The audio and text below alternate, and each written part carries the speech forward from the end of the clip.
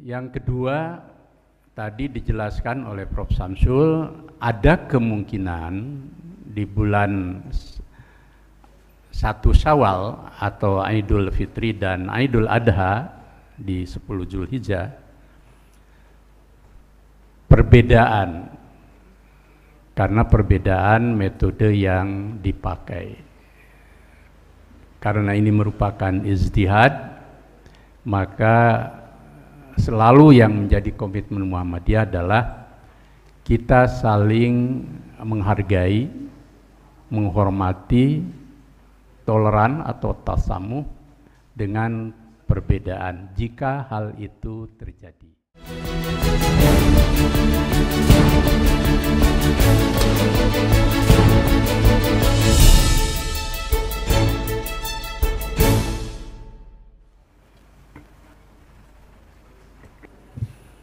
Assalamualaikum warahmatullahi wabarakatuh.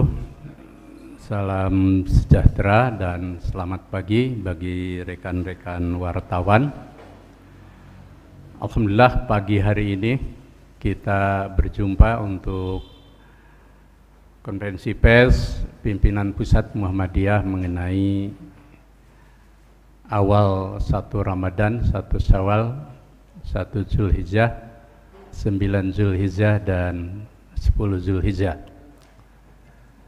yang tadi telah dibacakan oleh Sekretaris PP Muhammadiyah Muhammad Sayuti PhD. Ini anggota PPW Muhammadiyah yang baru. Yang kedua tadi sudah dijelaskan istilah-istilah dan konsep Muhammadiyah mengenai hisab wujudul hilal dari Prof. Samsul Anwar, Ketua PP Muhammadiyah, khusus yang membidangi tarjih, dan Dr. Oman Fatur Rahman, ahli ilmu falak dari PP Muhammadiyah, salah satu ahli yang cukup mumpuni soal-soal hisab dan ilmu falak. Kesimpulannya bahwa PP Muhammadiyah berdasarkan metode hisab wujudul hilal yang dipedomani oleh Majelis Tarjih dan Tajdid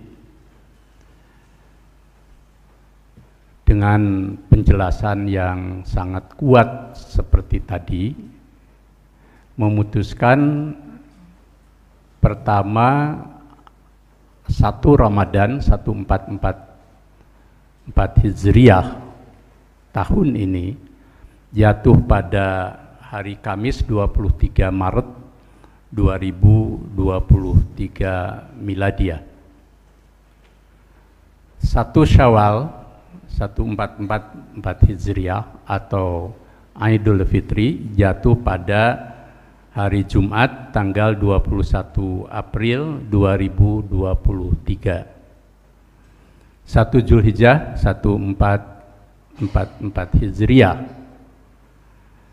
jatuh pada hari Senin tanggal 19 Juni 2023. Hari Arafah 9 Zulhijjah jatuh pada hari Selasa 27 Juni 2023 Miladiah, dan Idul Adha atau 10 Zulhijjah itu jatuh pada hari Rabu tanggal 28 Juni 2023 Miladiah.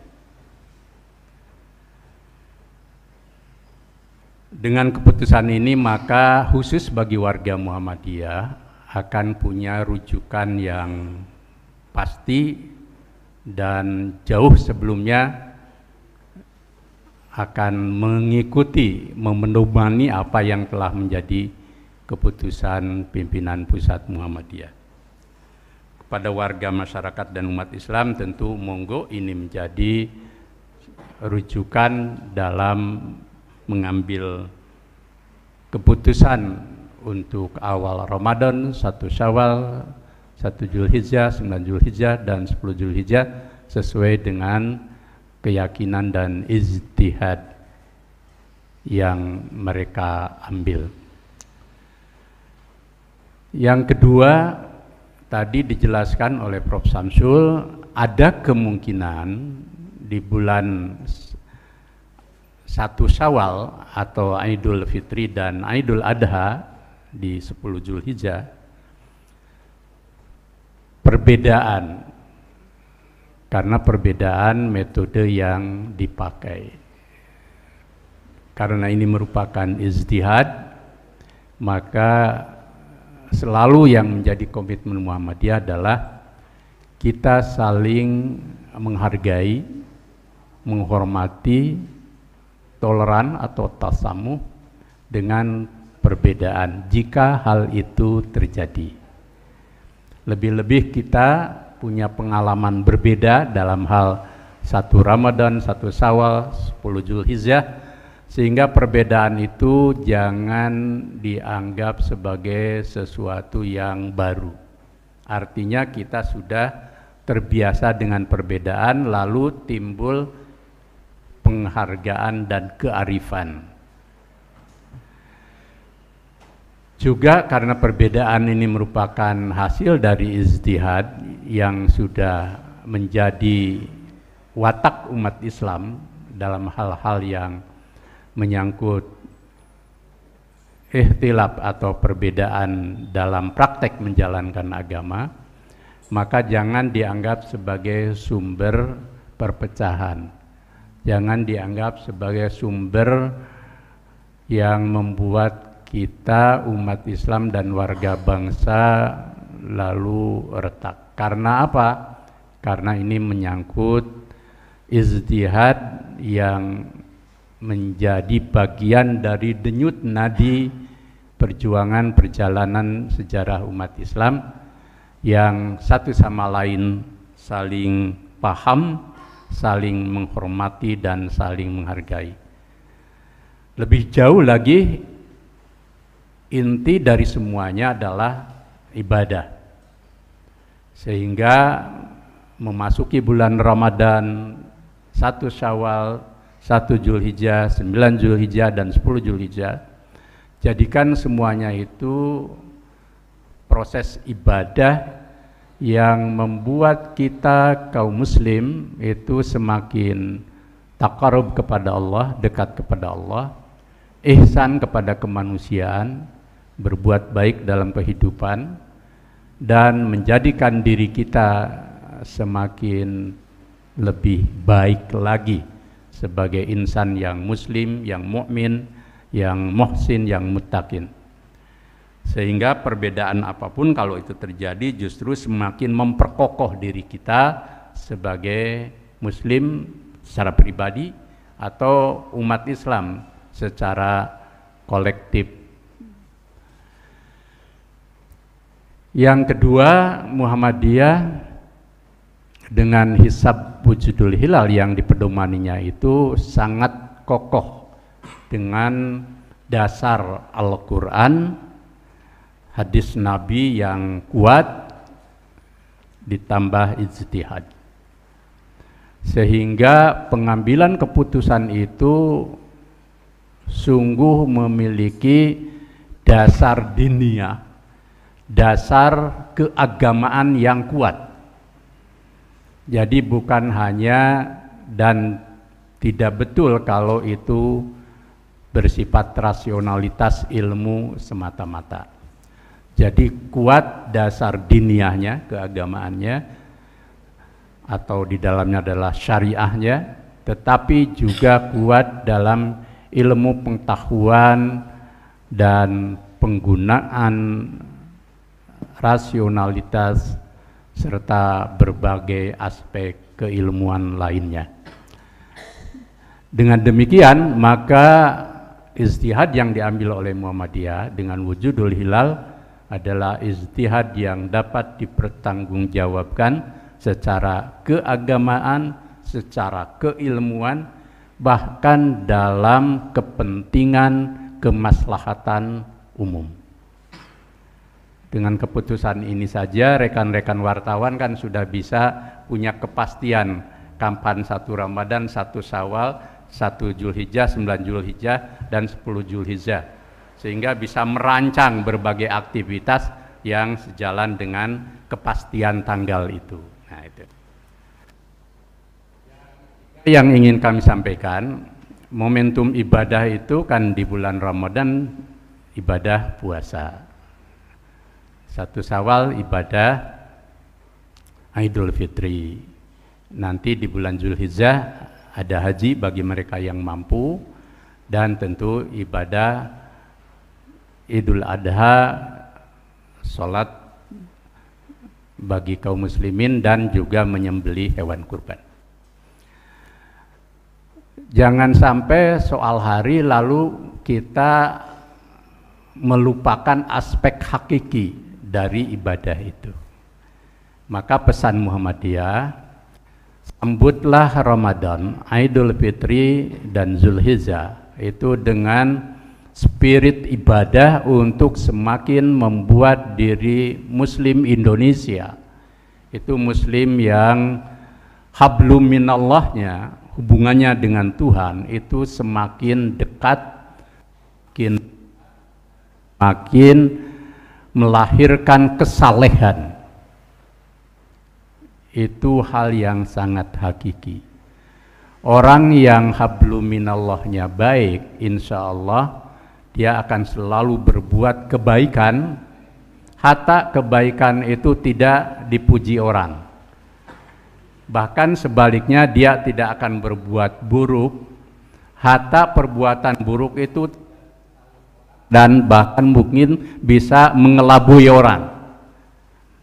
Nah, itu jiwa hablum minallah.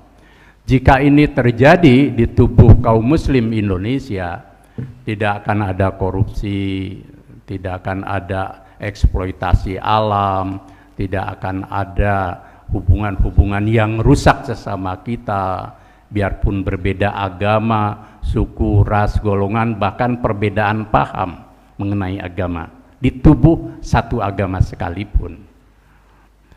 Juga akan melahirkan warga dan elit bangsa yang moralitas, etika, akhlak, dan budi pekerti, bahkan akal budinya yang utama, yang luhur, yang mulia. Karena apa? Karena seluruh gerak tindaknya itu dekat dengan Tuhan, diawasi Tuhan yang maha segala-galanya. Jika moralitas, etika, dan akhlak elit dan warga bangsa itu luhur, mulia, dan utama, ini modal ruhaniyah terbesar untuk mengelola negara, mengurus Indonesia menjadi urusan yang bukan hanya pragmatis keduniaan, tetapi juga memiliki nilai profetik ilahiyah yang dalam Pancasila itu dibingkai oleh jiwa ketuhanan yang Maha Esa.